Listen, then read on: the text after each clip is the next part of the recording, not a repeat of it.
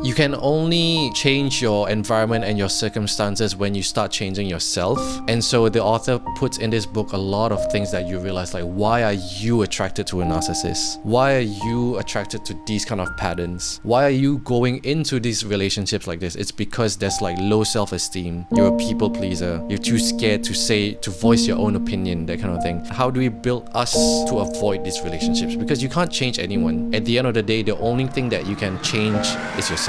What is up, guys? My name is Hammy and welcome to the Hey Hammy Show. On today's episode, we're gonna talk about narcissism. Alright, everybody, this is such a trendy topic that everybody's talking about, narcissism and everything. And after learning a lot about these things, right, narcissism, victim mentality, people pleaser, all these kind of things, more than anything, it's not about the fact that there's more narcissists in the world right now. It's just the word has finally found its place, and that's why it's been like a popular thing. And I think a lot of people who are in these relationships finally realize, like, oh, this is the word that they've been like waiting for to be used in their relationship, in their bad relationship, or another one that's really popular right now is like avoidance, people who just avoid feelings and stuff. That's pretty common in our era of like dating, right? Because we have a lot of dating apps like Hinge. Texting is a lot easier to ghost people, so that's why like the idea of having avoidance is higher right now, because it's easier to just avoid everything. So it's just one of those things that like has become such a trendy pop word, like red flags as well. And I decided to study about what narcissism really is. So I bought this book called You Can Thrive After Narcissistic Abuse. Author Melanie, she says that people who are more prone to be in these like narcissistic relationships are people who are empathetic. So let's start this episode by like talking about the author's journey with why she wrote the book and her experience. So how it all began, yeah. At 35 years old, she met someone who she thought was the perfect man. She once said that she was so in love that she couldn't see straight, which was kind of like uncharacteristic of her. And within 6 weeks, she was engaged. 6 weeks, brother. It's mad. Not long after within 4 months, she was having her dream wedding. Not long after, he wanted her all to herself. It felt a little controlling, but she took it as how much he loved her, you know? I think everyone's been there a little bit where like someone's controlling. You're like, oh, he's kind of jealous of like me hanging out with this other guy, but like I like how possessive he is and like kind of clingy he is to me. And then 5 years down the road, you're like, oh wait, shit, I have no more friends. So he started to get more jealous.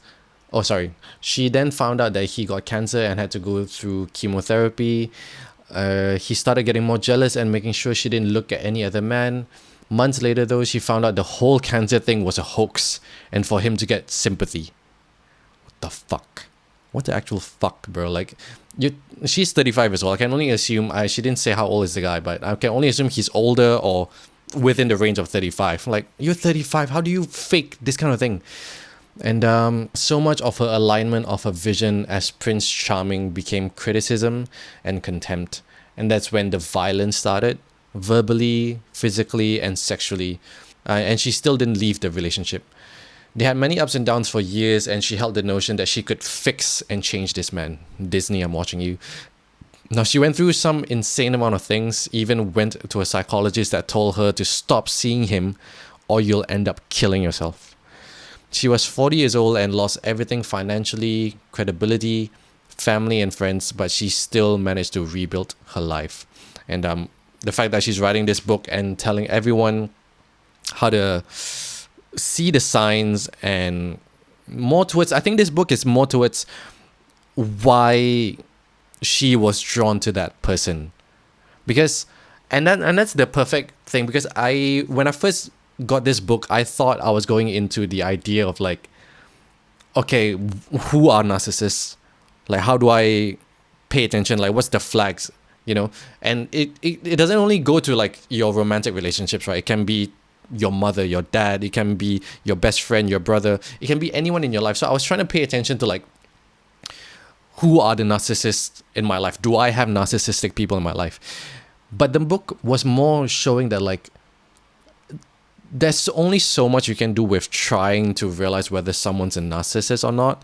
And usually narcissism doesn't come from like you meeting a stranger. It's like when you're already in deep relationship, and then when everyone is vulnerable enough, and then they start showing those traits, and then you're trapped because you've already went through like a good friendship or love that's so deep and felt so true, like how the author said, like she has never felt love like this before within 6 weeks, and they were engaged, right? And she empathized and realized that, like, yeah, there's narcissists in the world, but the realization of like you can only change your environment and your circumstances when you start changing yourself. And so the author puts in this book a lot of things that you realize, like, why are you attracted to a narcissist? Why are you attracted to these kind of patterns?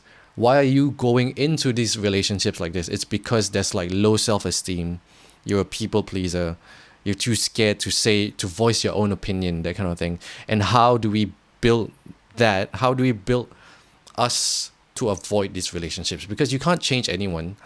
You know, you can inspire someone, but at the end of the day, the only thing that you can change, or rather take full 100% responsibility, not even responsibility, the thing that you can 100% change is yourself.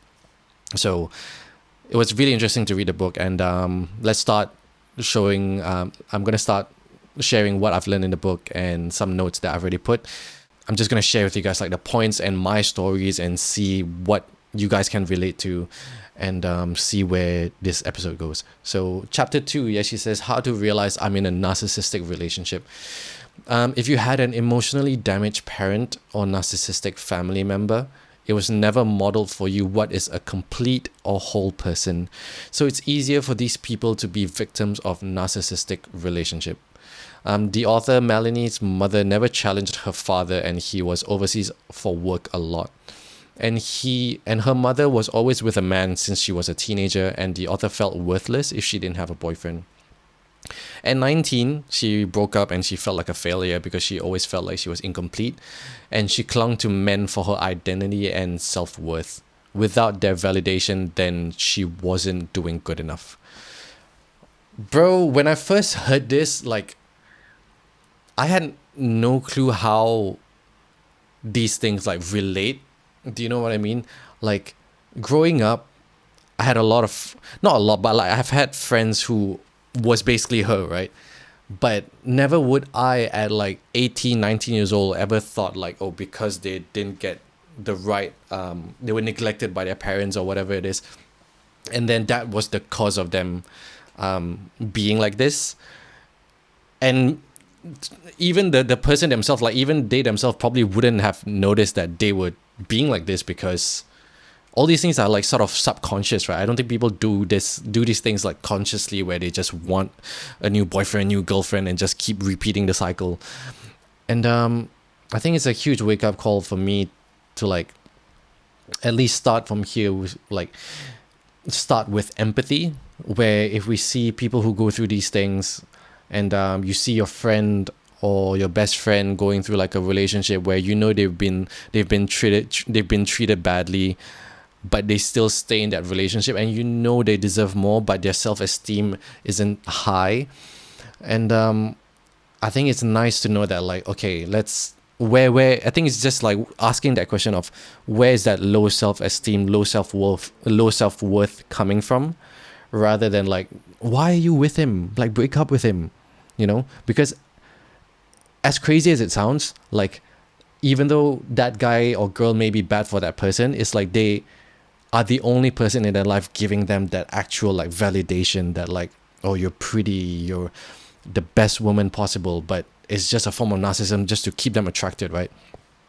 And I'm not saying all of us should be therapists, but I think it's good that all of us know that like all these things are subconscious, and it'll be good for our friends, family member, or whatever to be like, for us to understand this, where we need to know what's the root of where it's coming from.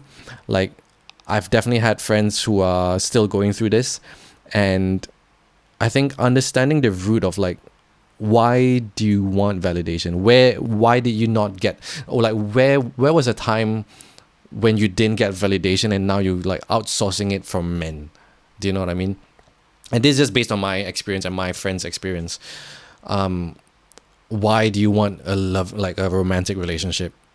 And then, as the author says, it's like they've had a emotionally damaged parent or narcissistic family member, and they're just used to that, and they don't know what a whole person is. So this is where I think I've understood where people are coming from, where like they prefer to stay in a up and down relationship, and then it becomes toxic, rather than someone who is whole and healthy, where that can feel weird, or it doesn't feel like love, because like the love that we have modeled for us when we were young was volatile parents. And then when you see or you meet someone who's like stable, secure and everything, you're like, is this like, you don't feel the butterflies, you don't feel the excitement, and you're like, this doesn't feel right. But this is secure. This is what healthy relationships look like. And I think it also comes from my own reflection, is that all of us are born with the innate knowledge, or like this godly instinct that our parents should love us, right? Even if we don't have the right models, like we just know like the two people, our parents should always love us. But when you don't get that, then to be a whole person can be really, really hard.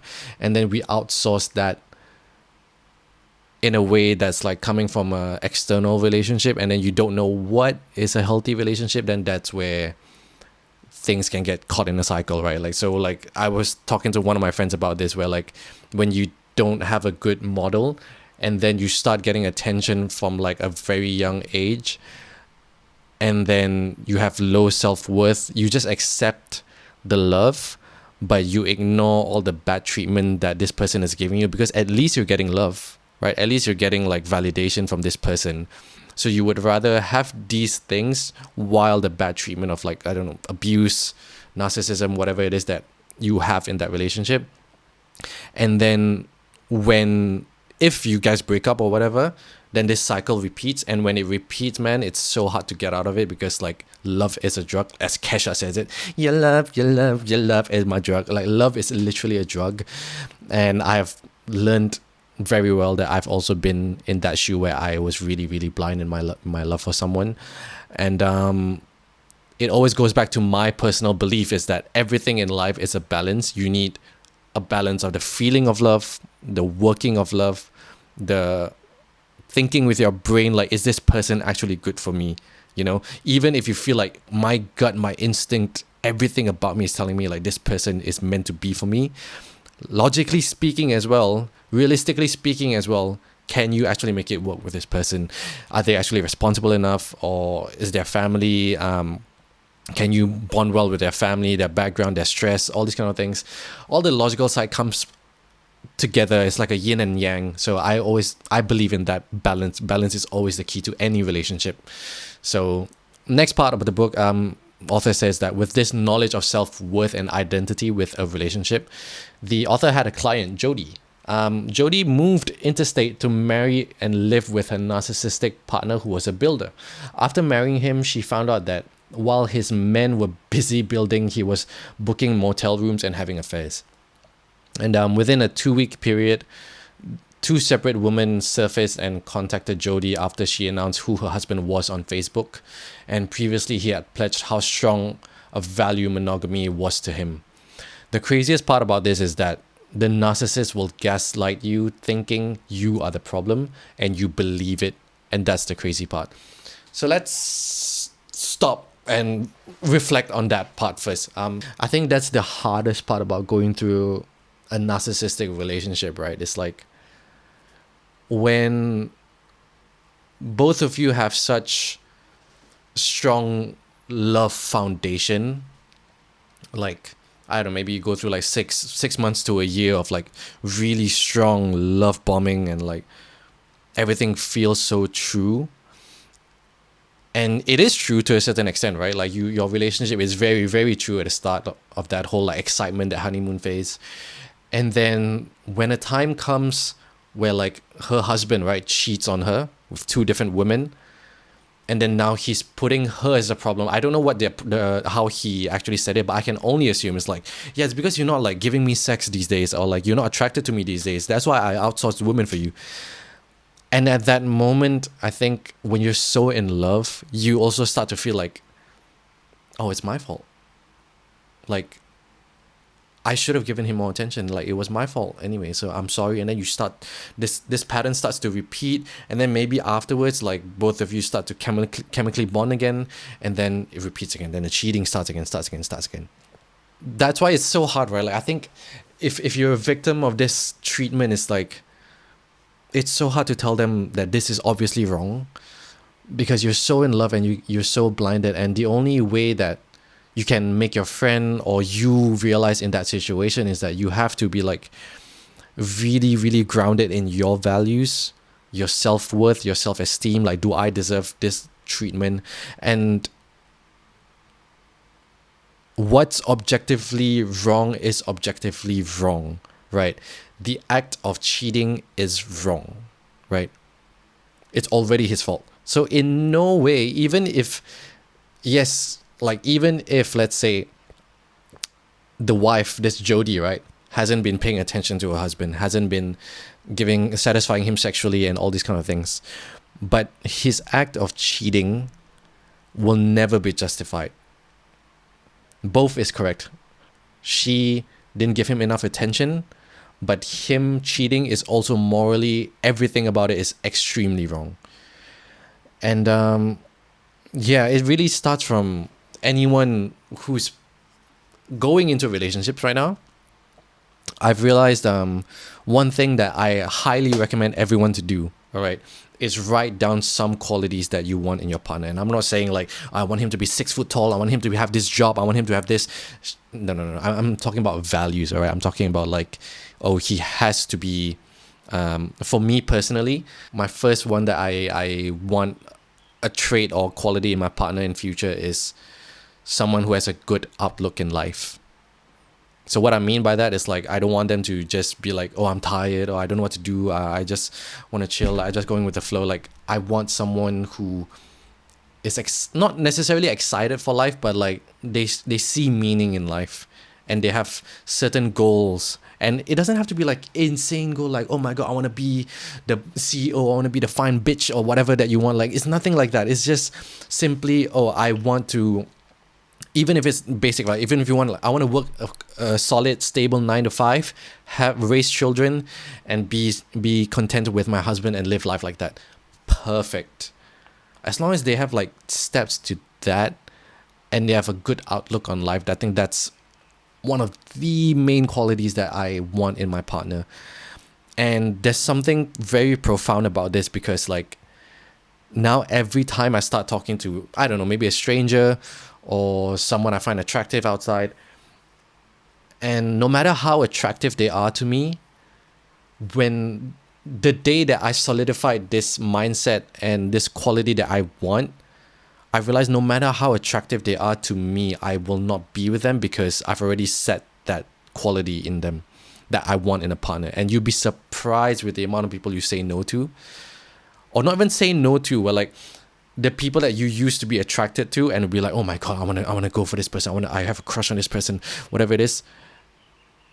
And instead of going in there blindly, you start to realize like, when you have like a quality that you really want, you're like, oh, I will not compromise on this. Like, I don't care how attractive you are, I don't care how amazing the chemistry is. This is a need.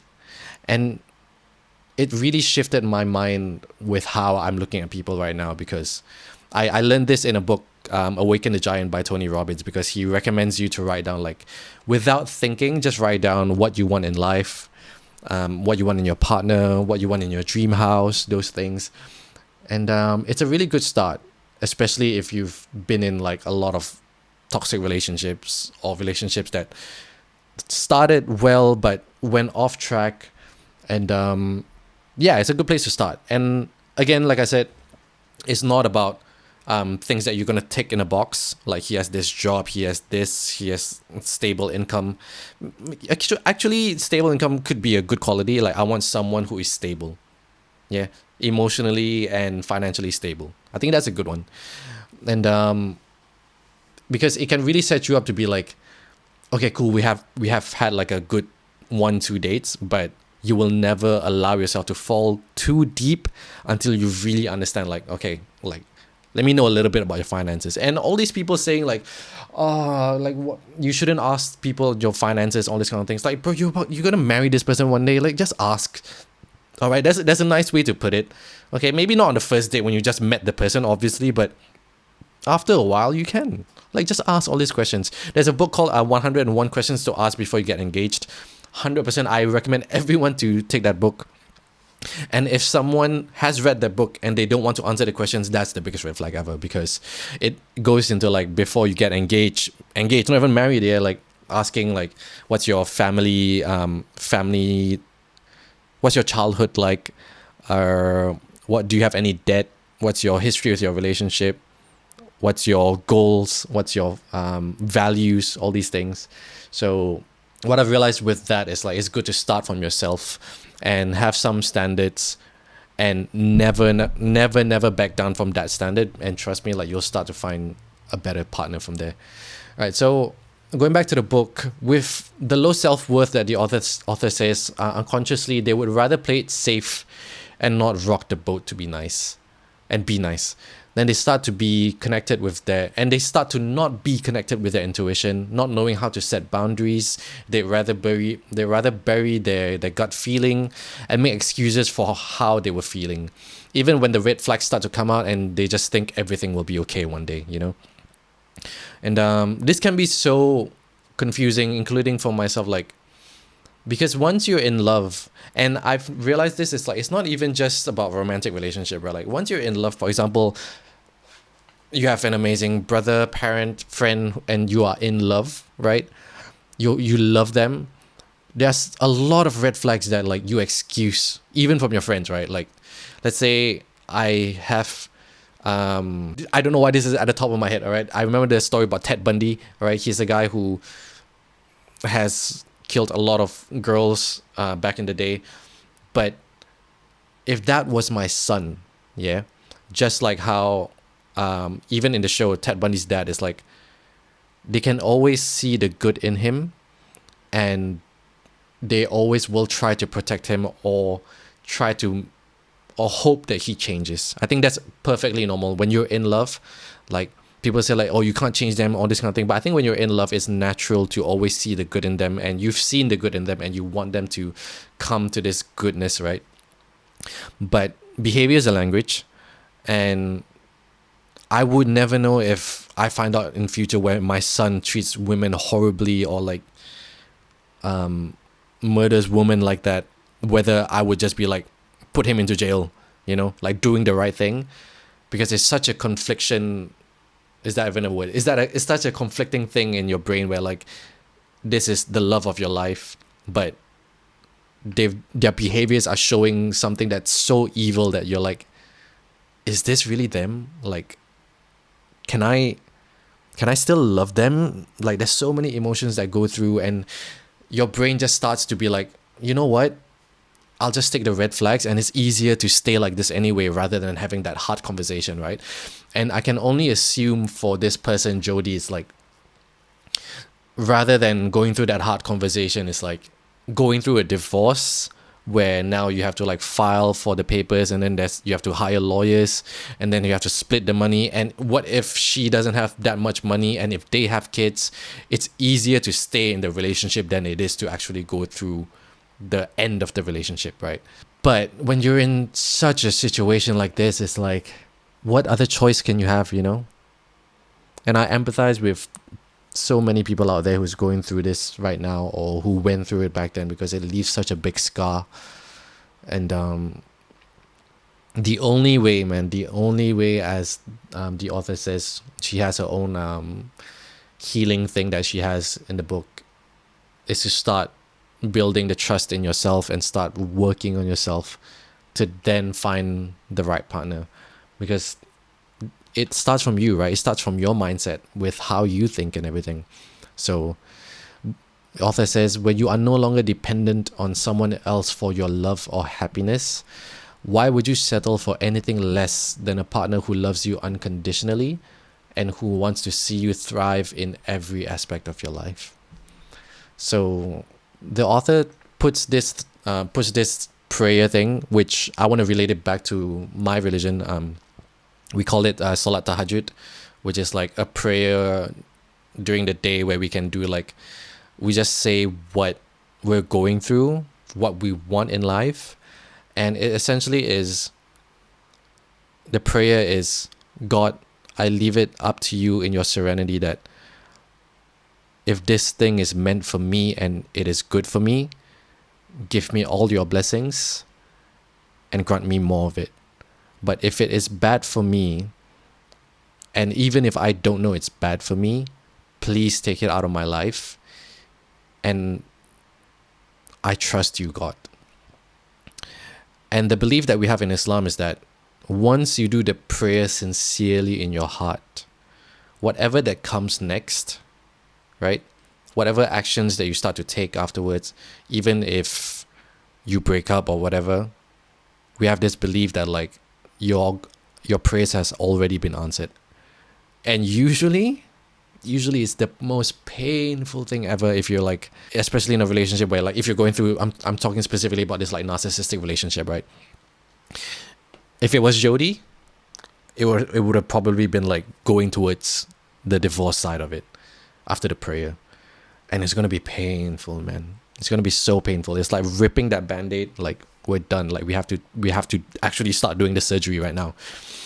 And it's so profound because I did that once and it was one of the most painful experiences I've had, because for me at the time, I still trust my gut. Something about my gut told me like this was still right.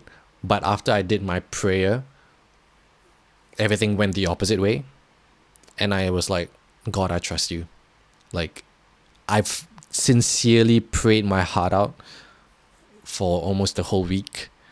And if this is the answer, then let this be.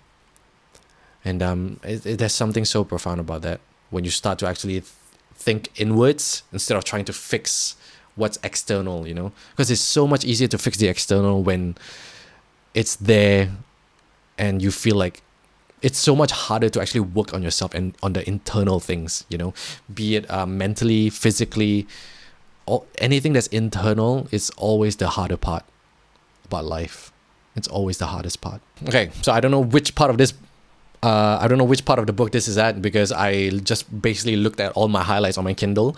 And the author says, we're encouraged to do things like look at social media, eat more food, drink, smoke, sex, sleep, work, and just numbing ourselves from reality. And my favorite thing from humans when we talk about all these things is like, oh, try not to think about it, move on. What I've realized with this statement is like, this is something that I've been learning, and I've been guilty of doing it as well, right? I think it's human. We're like, don't think about it and move on. But what we have to actually do, or rather like when you say those words to someone, or when I've said those words to someone as well, is actually subconsciously dismissing everything that they have just said. So if someone's telling you like a painful time of theirs, or they just broke up, or they are going through something, they're going through a narcissistic relationship, all these kind of things, when you tell someone, oh, it's okay, move on, as good of an intention that is to say that, what I've realized is you're dismissing all their feelings, you're dismissing everything that they have just said and invalidating everything, invalidating their whole experience. Right?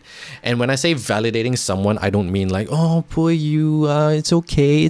Like, no, what I mean by that, like validating someone's feelings means you have went through a tough time. All right, let's say with Jody, right? Let's say she's talking about this and then she went through with the divorce. Now she's already divorced and everything. Now, like, it's about time for her to rebuild her life. When she's coming to me to talk about like her problems and what used to happen during her husband's relationship with her, it starts with like, I should never use those words. Try not to think about it, move on. It's like, I listen. I understand.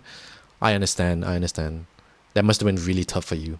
The time where he did this, or he sexually abused you or physically abused you, that must have been really, really scary for you. And then sit there for a little bit. Let them express their emotion, let them cry for a little bit if they want to. Let them be sad. Let them be in that state for a little bit. But once that is done, then you ask the next question. Now what are you going to do? So now what do you want to do? So the one word that I've learned not to use in these situations is just the word but. Because once you use the word but, it just negates everything that you've just said. Everything before that just is invalidated. So the word that I recommend using is now. Okay, now what do you want to do? Okay, you can't be like, okay, but what are you going to do now? See, once you say but, it's like every single pain that they've been facing is just negated, and you don't want that. From there, the only hope you can have is your friend, your best friend, or your partner actually starts doing the work, because that's when they actually start to change, right? That's when they actually like get their life together, and you can't be responsible for that, And if you're the one going through these things, no one else can save you, You have to do it, because this is where this is where I've said before, loving yourself means trusting yourself. And how do you trust yourself is by doing the things that you say you will do. So it starts with the simplest thing, right? People know, man, when you're going through all this emotional abuse, physical abuse kind of thing, one of the hardest things to do is actually just get out of bed and then doing something. Doing it is one thing, but also recognizing that you are doing it is another thing. And let's say, for example, just going to the gym when you wake up, right? Oh, today I woke up. That's one battle that I won. Today I walked to the gym. That's a battle that I won. Today I went to the gym. Oh, I actually did go to the gym, And I recommend and what I do is I have a to-do list every day, this app called TickTick. And every time I'm done with something, I just press it, and there's like a nice click sound. And every time I tick it, I'm just like, oh, it feels so good. Like I've done so many things. And let me just show you guys. So this is my to-do list for today. Don't know if you guys can see it. So there's like, it's all right here. And then when I tick it, for example, let's do a record episode, yeah? So there'll be a sound that becomes like this. And like, it just feels so satisfying to hear that. It's such a small thing, but it reminds me like, oh, I did something. Do you know what I mean? Even if it's as simple as like breakfast, like I made bread. Like, it's just the fact that you did something. And sometimes at the end of the day, you're like, why am I so tired? Do you know what I mean? Like, you just forget that you actually did so many things that day. And that's why I started to do this, because it gives me a track record and a responsibility to be like, oh, this is what I have to do. And then I trust myself. Every time I tick that box, I'm like, oh shit, I did that. Do you know what I mean? And then I start to trust myself. And then that's where loving myself comes in. And then that's where I'm like, okay, this is my worth. Like, I can do all these things, and I want to make sure then my partner respects me for the things that I do. And I will also want a partner who does similar things to me and like have respect for themselves. And that's where the self-worth comes from, right? That's what loving yourself means. So the author says the same thing. Change starts with a belief that you have. And once you have the belief, it takes action. And once you do the action, then we let life do its thing, and you'll be surprised with where you go. And nothing changes if the trauma hasn't been dealt on the inside. So that's the thing, right? When the people say like, oh, let's just go with the flow. Like, let's see where life goes. But that's not how it works, all right? It starts with planning something, right? Be it your career or even your relationship, right? Even your relationship. Like, it starts with a level of planning of like, okay, what do I want in this relationship? Okay, for example, like I want to get married within how many years, or I want a partner who has this. Once that is achieved, and then you see where it goes. And then the dates, you just let it flow. It's not like, oh, he's cute, she's cute, go. Do you know what I mean? It's a balance of like, you plan it out first and start with the behaviors and then let it flow. See where it goes. And then I put this on my notes right after the next point, is that you have to love yourself first. Now, what the fuck is loving yourself? What is love? Love is trust, respect, and admiration. How do you build these things? Your words have to match your actions, and then your behavior plays a language. So I think we will put the last point with nothing changes if the trauma hasn't been dealt with on the inside. And when I talk about traumas, I don't mean like some crazy, it doesn't have to be a crazy deep personal trauma, right? It can be as simple as like, maybe I don't want to say neglected, maybe a little bit, not being able to open up to my parents about how I feel. And then I'm always scared to open up about how I feel because usually my parents will just like dismiss it.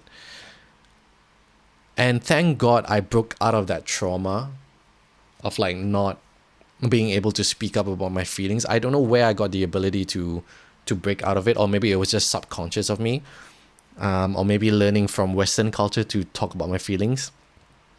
And once I started doing that, and I was always honest with myself, I was always honest to other people with how I feel as well. That's when I started building a relationship with my parents of like, I can genuinely talk about anything with them right now. I can talk, like my parents are in their 60s right now, yeah. Muslim parents, Malay, Asian, yeah. I can talk to them about everything like depression, love, sex, religion. And we started from a family who we don't even speak anything about this, right?